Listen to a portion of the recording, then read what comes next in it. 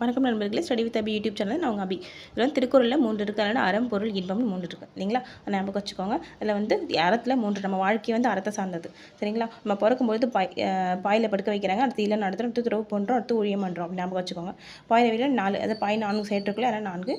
ஒரு நாளைக்கு 20 ரூபாய் இருந்தால் போனால் இல்லம் நடத்திலாம். வந்து துறவியெல்லாம் 3 வேலையும் நம்ம கடவுளை பற்றி மட்டுமே நினச்சிட்டு இருக்கணும். ஊழியனா யாரோ ஒருத்தவங்களுக்கு ஊழியம் செய்யணும். அடுத்து பொருள்னா 70 வயசு வரைக்கும் நம்ம பொருள் தேடிட்டு அதுக்கப்புறம் நிம்மதியாகணும் ஞாபகம் வச்சுக்கோங்க. அரசியலுக்கு வந்து 25 வயசுக்கு போனால் அரசியலில் பொருள் தேடலாம். அடுத்து அமைச்சர்லாம் 32 வயசில் நம்ம அமைச்சராகலாம் ஞாபகம் வச்சுக்கோங்க. ஒழிப்பீர் அப்படின்னா ஒரு நாளைக்கும் யாரோ ஒருத்தவங்களும் ஒழிக வாழ்கன்னு சொல்லிட்டு இருக்கோம் அப்படின்னு ஞாபகம் வச்சுக்கோங்க. அடுத்து இன்பம் 25.